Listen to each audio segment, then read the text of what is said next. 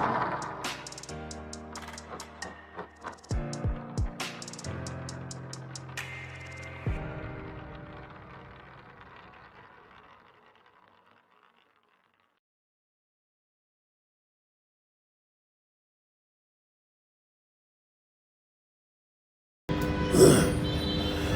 Friend, I am doctor Harshad Rawal, MD homeopaths, और मेरी channel में आपका स्वागत है।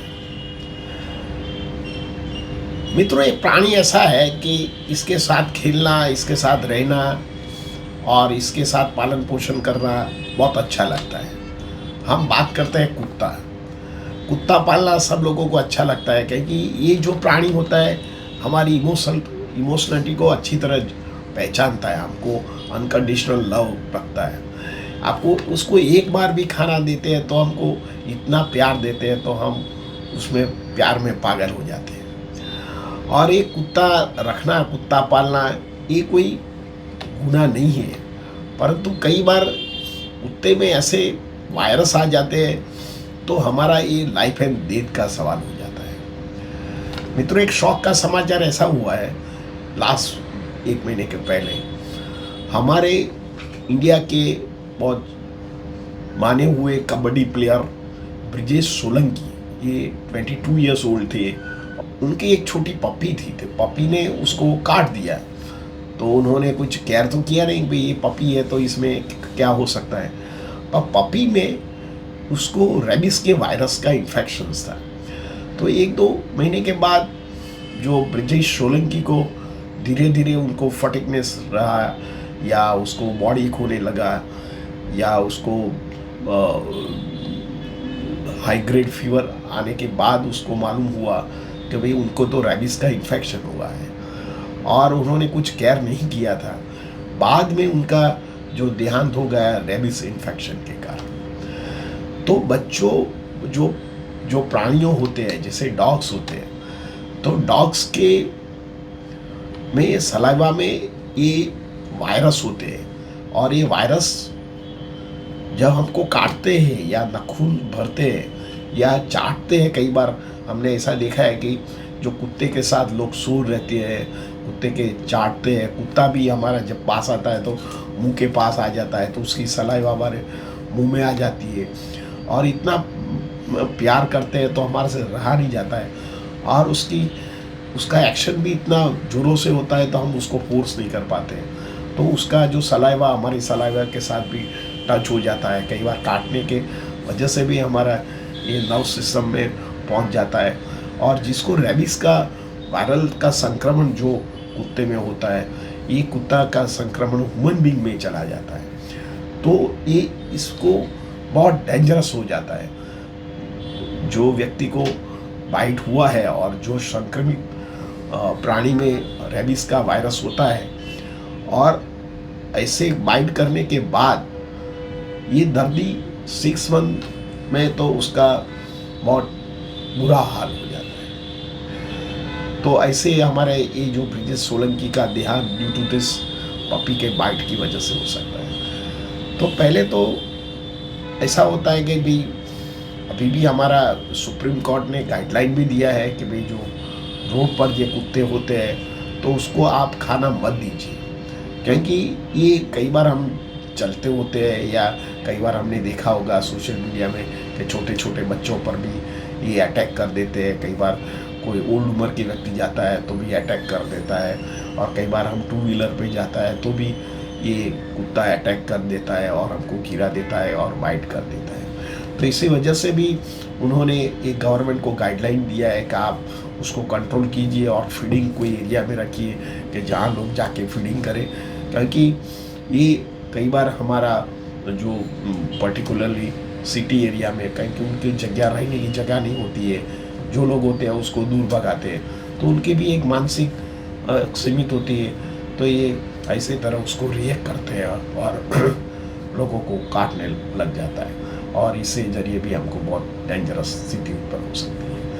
तो जब कुत्ता काटता है तो कौन से सिम्टम्स आते हैं, तो दर्दी को एक तो जब बाइट करता है तो एक तो खून निकलता है, और कई बार तो उसके दांत अंदर चला जाता है, तो कई बार मांस भी निकल जाता है।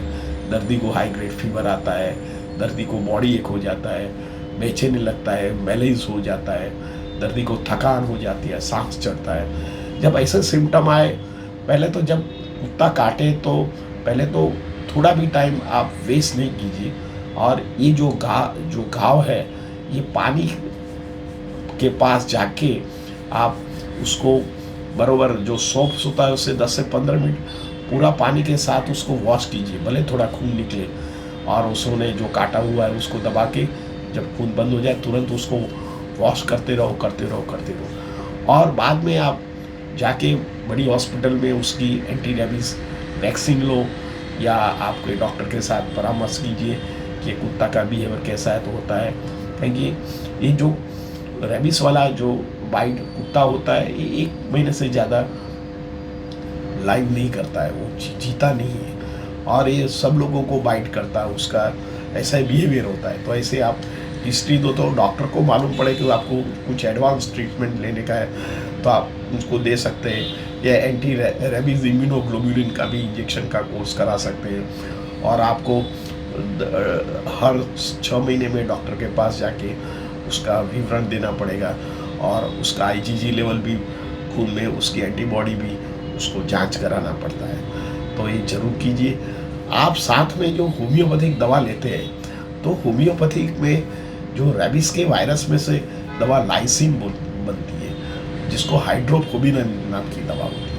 ये 200 पोटेंसी शुरुआत में 15 दिन हर रोज लेने का होता है, बाद में एवरी 15 डेज आपको रिपीट करने का है। ये आपको स्टिल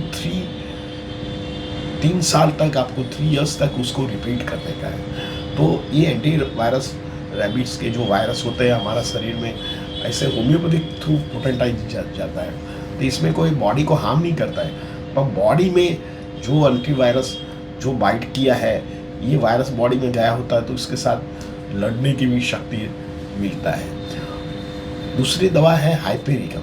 कई बार नर्व एंडिंग के ऊपर दर्दी ने काट लिया हो, और उसको नाखून हमारे काफ मसल में काट दिया हो, तो इसको भी दर्दी को कई बार नमनेस आ जाता है, या दर्दी को पैर में वीकनेस आ जाती है और शूटिंग पेन होता है, तब आप हाइपेरिकम नाम की दवा का उपयोग कर सकते हैं। तीसरी दवा है लिडमपाल। लिडमपाल भी कई बार मांसपेशी के साथ हमारे नर्व एंडिंग कट लेते हैं, या उसको कंट्यूजन्स, उसको इंजरी हुआ है, तो आप लिडमपाल के दवा ले सकते हैं। जो आपका घाव पड़ा हुआ हो तो इसको आप एंटीसेप्टिक के साथ तो आप उसको ट्रीट कीजिए। साथ में होम्योपैथिक में कैलेंडुला नाम की जो मदर टिंचर होता है, ये एंटीसेप्टिक, पावरफुल एंटीसेप्टिक है, तो इसका भी ड्रेसिंग कीजिए। तो ड्रेसिंग करने से क्या होता है कि जो थोड़ा वायरस का उधर इन्फ्लेमेशन हुआ हो, या सुपरफिशियल स्किन में भी, तो उसको डिस्ट्रॉय करता है और इन्फेक्शन बॉडी में घुसने दे देता है। और ये जो स्कारिंग हो, या उसका नाखून का स्कारिंग हो, या दांतों का स्कारिंग हुआ हो, ये धीरे धीरे हमारा जो मांसपेशी भर जाता है और ये हील कर सकता है। 5वीं दवा है आर्निका मोंटाना। आर्निका भी ऐसे ही दवा है जो एक्सटर्नल एप्लीकेशन कर सकते हैं, या जहाँ भी पेन होता है, या काटने के बाद, हीलिंग के बाद भी पेन होता है, तो आप एक्सटर्नल 2 से 3 महीने तक लगाइए, तो आपको ये जरूर फायदा करता है। मित्रों, जैसे डॉग ने भी काटा है, ऐसे बंदर भी काट सकते हैं, या कोई प्राणियां भी काट सकते हैं, तो आपको जरूर एंटी वायरस दवा लेना चाहिए, जिसे एंटी रेबीज दवा होती है उसका वैक्सीनेशन करना चाहिए। और होम्योपैथिक साथ में जो आप दवा लॉन्ग टर्म लेते हैं, तो आपको एंटी मीन्स हड़कवा नाम का जो रोग है ये होएगा नहीं, और दर्दी अच्छा हो सकता है। कई बार दर्दी को पानी से डर लगता है, या पानी से दूर भागता है, दर्दी को मुंह में से सलाइवा निकल आता है, और कुत्ते जैसा बिहेवियर करता है, एक जगह बैठता नहीं है, और खाना भी खाते हैं तो कैनाइन हंगर, जैसे कुत्ता कैसे खाता है, फटाफट खा लेता है, थोड़ा शॉर्ट बाइट्स में उसका फिनिश कर देता है। इसी तरह कोई सिम्टम आते हैं और पानी से डर लगता है, तो तुरंत आपको डॉक्टर के पास जाके ये सिम्टम बताना जरूरी है, क्योंकि इसमें जो बहुत ज़्यादा टाइम जाता है तो दर्दी का लाइफ एंड डेथ का सवाल होता है। तो मित्रों, आपको हमारा वीडियो कैसा लगा? अच्छा लगता है तो लाइक कर दीजिए, शेयर कर दीजिए। धन्यवाद। Thank you very much.